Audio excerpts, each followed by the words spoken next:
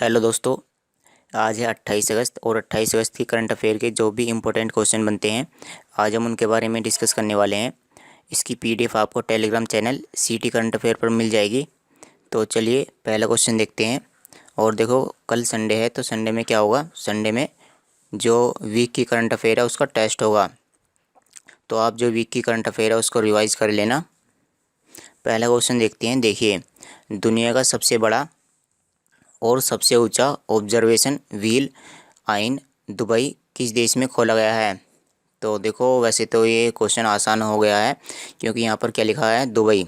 और दुबई किस देश में आता है, दुबई आता है संयुक्त अरब अमीरात में, यानी यूएई में। तो ये जो दुनिया का सबसे बड़ा और सबसे ऊंचा ऑब्जर्वेशन व्हील है जिसका नाम क्या है, आइन दुबई, यह कहाँ पर खोला गया है, यह संयुक्त अरब अमीरात में खोला गया है। देखो, सबसे पहले इसकी हम खासियत जान लेते हैं, इसमें हम क्या क्या कर सकते हैं। और ये जो दुनिया का सबसे बड़ा और सबसे ऊंचा ऑब्जर्वेशन व्हील है इसका निर्माण क्यों कराया गया है। देखो, ये जो ऑब्जर्वेशन व्हील है, आप इससे क्या होगा, देखो जो दुबई है वहाँ का जो पर्यटन है उसको तो फ़ायदा होगा ही, साथ ही साथ में देखो इसमें आपको कौन कौन सी सुविधाएं मिलने वाली हैं। यहाँ पर जाकर के आप शादी करा सकते हैं, शादी हो, चाहे आप सगाई हो या कोई जन्मदिन की पार्टी हो, या इस तरह से अगर आपको कोई भी फंक्शन हो तो आप यहाँ पर जाकर के यहाँ पर करा सकते हो। और अगर हम इसकी ऊंचाई की बात करें, इस तरह से यहाँ से इस तरह से धरती से लेकर के इसकी ऊपर तक की ऊंचाई की बात करें तो इसकी ऊंचाई है, आप यहाँ पर देखिए, 250 मीटर। तो 250 मीटर का मतलब आप समझ सकते हो 1000 मीटर में 1 किलोमीटर हो जाता है। और जो 250 मीटर है इसका मतलब क्या है, इसका मतलब है 1/4 किलोमीटर, यानी 1/4 किलोमीटर। तो जब इसकी ऊंचाई इतनी ज़्यादा है तो इसको जो एक चक्कर लगाने में भी काफ़ी समय लगेगा। इसको एक चक्कर लगाने में 38 मिनट का समय लगता है। और देखो, आपको समझ में आ गया होगा कि इसका फ़ायदा क्या है, शादी सगाई चाहे कोई भी फंक्शन हो। तो इस तरह से जो दुबई है वो काफ़ी इससे पैसे कमाने वाला है। आपको पता होगा कि जो दुनिया की सबसे ऊंची इमारत है जिसका नाम क्या है, बुर्ज खलीफा, वो भी कहाँ पर स्थित है, वो भी दुबई में ही स्थित है। तो ऐसी बड़े बड़े काम करने से होता क्या है कि इससे पर्यटन को बढ़ावा मिलता है, लोग वहाँ पर घूमने आना पसंद करते हैं। और इसके बारे में पढ़ सकते हो कि इसकी ऊंचाई कितनी है और इसको कौन से द्वीप पर बनाया गया है, ब्लू वाटर्स। टोक्यो पैरालंपिक 2020 के उद्घाटन समारोह में भारत के नए ध्वजवाहक कौन होंगे। तो आप यहाँ पर देख सकते हो, जो टोक्यो पैरालंपिक है उनकी शुरुआत हो चुकी है और जो भारत के ध्वजवाहक हैं वो कौन है, आप यहाँ पर देखिए, टेक चंद। इससे पहले ध्वजवाहक के रूप में किसको चुना गया था, इससे पहले ध्वजवाहक के रूप में मरियप्पन थंगा वेलु को चुना गया था, थंगा वेलु को। तो इन्हें क्या हुआ कि इन्हें, ये जो मरियप्पन थंगा वेलु हैं, ये किसी ऐसे व्यक्ति के संपर्क में आ गए जो कोरोना पॉजिटिव पाए गए। हालांकि ये कोरोना पॉजिटिव नहीं है, फिर भी इनको ये जो झंडा उठाने का जो अवसर है ध्वजवाहक के रूप में, इनको फिर हटा दिया गया और फिर टेकचंद को चुना गया।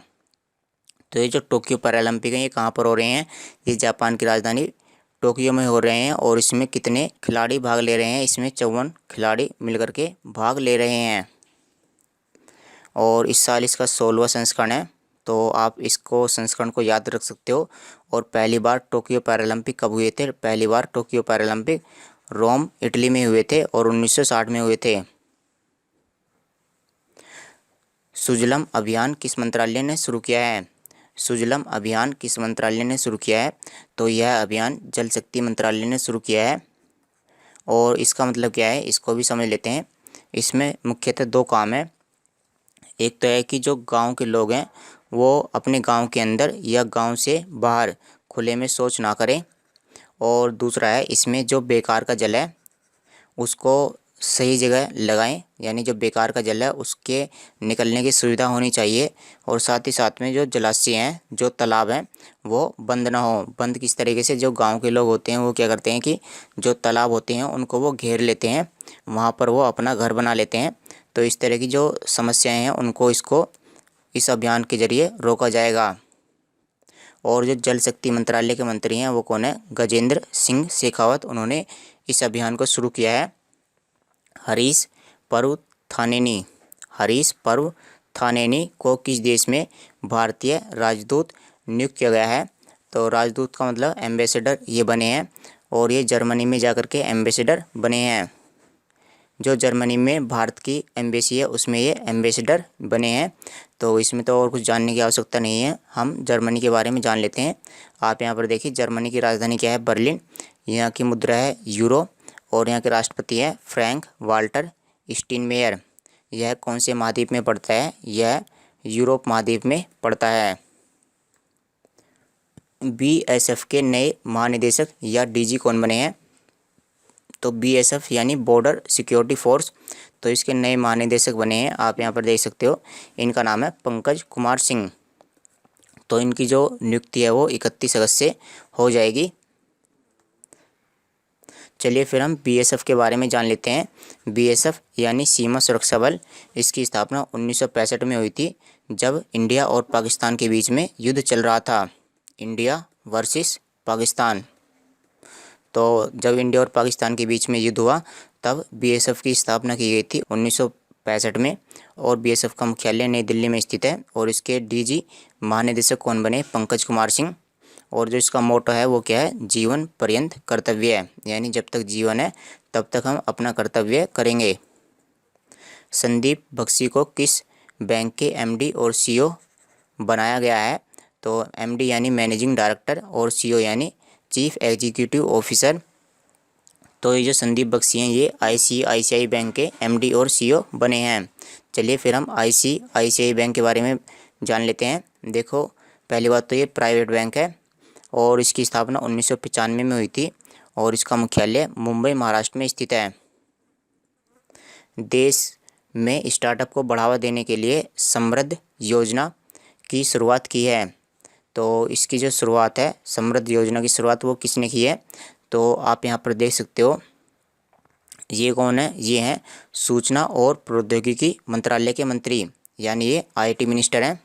ये कौन है? आईटी मिनिस्टर या आईटी मंत्री हैं ये। तो जो सूचना और प्रौद्योगिकी मंत्रालय है उसके द्वारा समृद्ध योजना की शुरुआत की गई है और इसके ज़रिए क्या किया जाएगा? इसके ज़रिए जो स्टार्टअप हैं, जो क्या है? स्टार्टअप यानी नए नए बिजनेस खोले जाएं। तो स्टार्टअप खोलने के लिए इसमें लोन या ऋण प्रदान किया जाएगा इस योजना के तहत। तो ये जो आईटी मिनिस्टर हैं इनका नाम जान लेते हैं। इनका नाम है अश्वनी वैष्णव। किस देश ने आईबीएसए राष्ट्रीय सुरक्षा सलाहकारों की उद्घाटन बैठक की मेज़बानी की है? तो क्वेश्चन ये है कि जो आईबीएसए में कितने देश आते हैं, सबसे पहले इसे जान लेते हैं। देखो आई का मतलब इंडिया, बी का मतलब ब्राज़ील और एस का मतलब है साउथ अफ्रीका। तो इसमें कुल मिलाकर के 3 देश आते हैं और इन 3 देशों के जो राष्ट्रीय सुरक्षा सलाहकार हैं उनके बीच में एक बैठक हुई है और उस बैठक की मेज़बानी किसने की है? उस बैठक की मेज़बानी की है इंडिया ने। और इसमें भारत की तरफ से किसने भाग लिया है? इसमें भारत की तरफ से जो भारत के नेशनल सिक्योरिटी एडवाइज़र हैं या राष्ट्रीय सुरक्षा सलाहकार हैं, जिनका नाम है अजीत डोवाल, उन्होंने इसमें भाग लिया है। चलिए आईबीएसए के बारे में जान लेते हैं। इसमें 3 देश आते हैं, इंडिया, ब्राज़ील और साउथ अफ्रीका। इसकी स्थापना 2003 में हुई थी और इसका मुख्यालय लुगाने स्विट्ज़रलैंड में स्थित है और इसमें 3 देश आते हैं। ओ चंद्रशेखरन का हाल ही में निधन हो गया है, वह किस खेल से संबंधित हैं? तो आप यहाँ पर देख सकते हो, ये हैं ओ चंद्रशेखरन, ये फुटबॉल से संबंधित हैं जिनका हाल ही में निधन हो गया है। और इन्होंने जब ओलंपिक चल रहे थे 1960 में तो उन्होंने इसमें पार्टिसिपेट किया था फुटबॉल के खेल में। और हाल ही में एक व्यक्ति और हैं जिनका निधन हो गया है, जिनका नाम है सैयद शाहिद हकीम। तो आप इनके बारे में भी याद कर सकते हो। ये एक तरह से कोच हुआ करते थे जिनकी हाल ही में मृत्यु हो गई है। और ये जो हैं सैयद शाहिद हकीम, ये भी फुटबॉल के ही खिलाड़ी थे। चलिए हम फुटबॉल से संबंधित ट्रॉफी जान लेते हैं। तो आप यहाँ पर देखिए, रोष में आकर सूंड से आम तोड़े। तो यहाँ पर देखो ये हाथी है और इसने गुस्से में आकर के, इसने रोष में आकर के सूंड से आम तोड़े। तो इससे हमारी ट्रिक बन जाती है। और ट्रिक क्या है? देखो रोज से यहाँ पर क्या बना?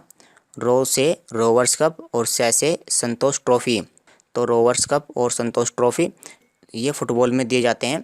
इसी तरह से सूंड तो सुब्रतो कप और डूरंड कप, और आम से आ से क्या बना आशुतोष कप, और मैं से बना मर्डेका कप।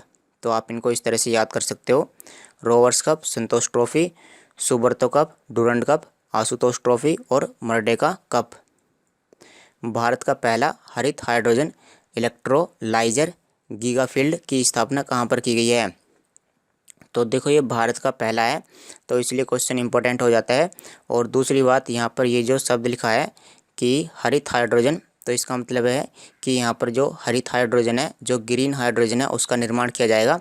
और यहाँ पर इलेक्ट्रोलाइजर गीगा फैक्ट्री, तो ये जो गीगा फैक्ट्री है, यहाँ पर ये जो इलेक्ट्रोलाइजर गीगा फैक्ट्री है, तो एक कंपनी का ही नाम है।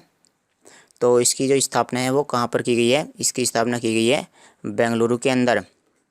इसमें क्या किया जाएगा? इसमें ग्रीन हाइड्रोजन का विकास किया जाएगा। और आप यहाँ पर देखिए, हाइड्रोजन इलेक्ट्रोलाइजर हरित हाइड्रोजन के उत्पादन के लिए मुख्य उपकरण है। यानी यहाँ पर जो हरित हाइड्रोजन बनाने वाला जो सामान है एक तरह से, वो कौन बनाएगा? Hydrogen electrolyser. 26 अगस्त 2021 को मदर टेरेसा की कौन सी जयंती मनाई गई है? 26 अगस्त, तो 26 अगस्त को मदर टेरेसा की 111वीं जयंती मनाई गई है। इनका जो जन्म है वो कब हुआ था? इनका जन्म देख लेते हैं, आप यहाँ पर देख लेते हैं। इनका जन्म 1910 में हुआ था। और देखो ये क्वेश्चन आपको आता होगा कि इनका जन्म कहाँ पर हुआ था। इनका जन्म हुआ था उत्तरी मैसिडोनिया, जो कहाँ पर स्थित है? जो यूरोप में स्थित है। और यूरोप में इनका जन्म हुआ था, और जन्म के बाद इन्होंने कई देशों में सेवा की, और ये फिर भारत भी आई। भारत में कहाँ पर आई? भारत में कलकत्ता में आई, और कलकत्ता में आकर के इन्होंने कई कार्य किए, लोगों की वहाँ पर सेवा की, और इसी की वजह से ही भारत सरकार ने इनको भारत रत्न से नवाजा। और जो शांति के लिए नोबेल पुरस्कार होता है वह भी इनको दिया जा चुका है। अंतर्राष्ट्रीय कुत्ता दिवस कब मनाया जाता है? तो इंटरनेशनल डॉग डे मनाया जाता है। यहाँ पर देख लेते हैं 26 अगस्त को। तो इसकी जो शुरुआत है वह 2004 में हुई थी। और यह क्यों मनाया जाता है? यह इसलिए मनाया जाता है जो कुत्ते होते हैं उनको गोद लिया जाए और उनकी सुरक्षा की जाए। तो चलिए दोस्तों, आज की वीडियो में इतना ही। Thanks for watching the video. कल मिलते हैं आपसे।